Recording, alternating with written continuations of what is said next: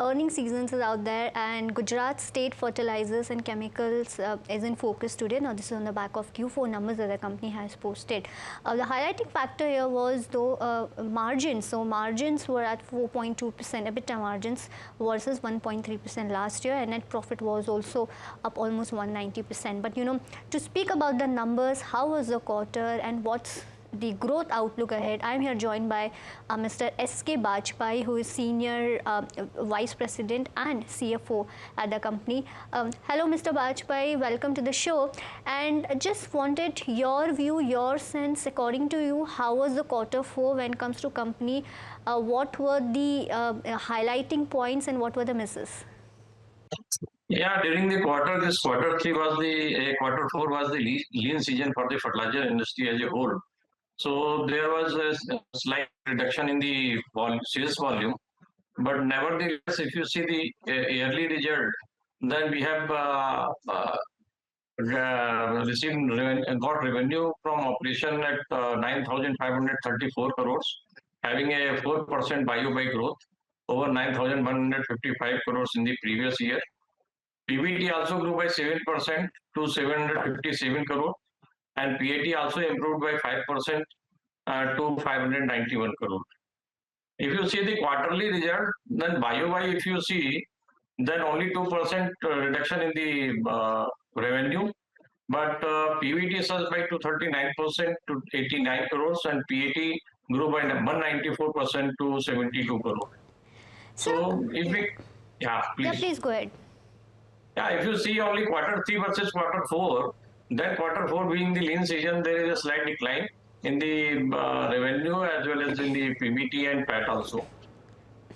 Right. Sir, on the, you were speaking about the volume growth as well. So just wanted to have a view for Q4, what was the volume growth and value growth? Did we see good volume growth? Because I understand in last year, in Q4 FY24, you had to give some discounts because of seasonality for the, to attend and volume growth. So was the same reason this time also? This time also, did you give discounts, and what was the volume growth because of that?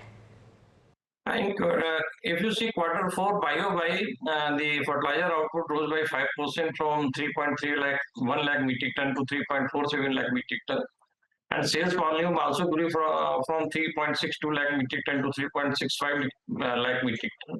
As I told, because of the lean season, the fertilizers upliftment by the farmers was not that great.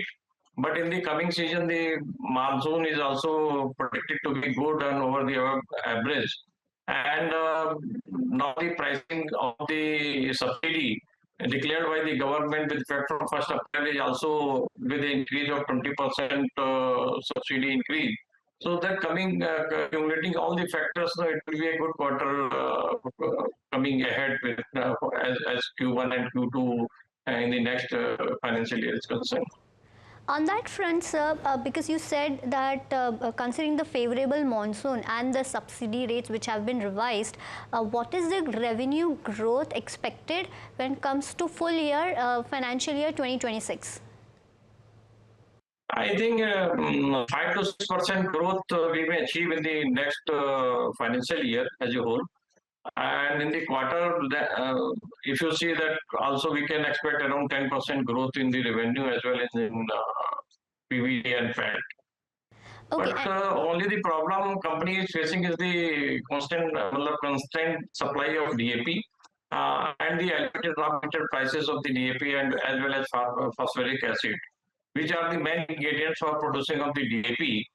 But the government is also increased the subsidy rate, and they are also assured to come out with some sort of loss compensation to be offered to the company. So there will not be any problem of DAP supply in the Indian market. And now the people are importing. We are also importing DAP from the foreign suppliers, as well as we started production in our Sikka DAP plant situated at Jamnagar. So after taking all these actions, I don't think any supply constraint will be there in the quarter. Got that point. Also, sir, I mean, there was a time when you used to enjoy, 7, 8, even 10, 11% margins. Now, I'm talking about the EBITDA margins. When can you see EBITDA margins in the range of 8 to 10%? Will it be in FY26 or FY27? Because I understand. Please correct me if I'm wrong. Because of the lower subsidies, there was a pressure in EBITDA margins that we have faced. But for FY26 and 27, what is the margin expectation that you are considering? So as I told you, with effect from 1st April, the government has increased the subsidy by 20% on the phosphatic fertilizers. So that will improve the top line as well as EBITDA also. And we expect that in the next quarter with a good monsoon, we will be having that number what you are expecting. And we will be having that comfortably EBITDA and PBT as well as PAT in the next quarter and next quarter. However, having said that, the government is changing the or revising the subsidy biannually. So they will, these rates are applicable only up to the 30th September, means the end of the quarter two. And government will come out with the new subsidy rates again with effect from 1st October. So that all depends what the subsidy rates are announced by the government and what are the raw material prices prevailing in the international market. Because phosphoric acid is only we are getting from the foreign suppliers. So these rates are fluctuating and depending upon the subsidy, MRP is fixed and the raw material prices, it determines our EBITDA. Okay, and also, sir, on the capex, on the expansion plans that you have, so you have urea two ramping project that's coming up, sulfuric acid project, phosphoric acid, and also the sulfuric acid project at Sikka.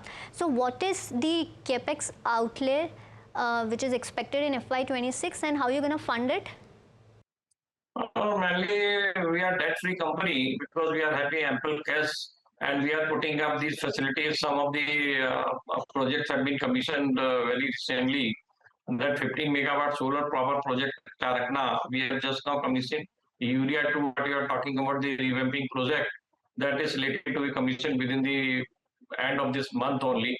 So by capitalizing this project, we will be having lesser energy consumption, and whatever the norms decided by the government, we will be able to meet it.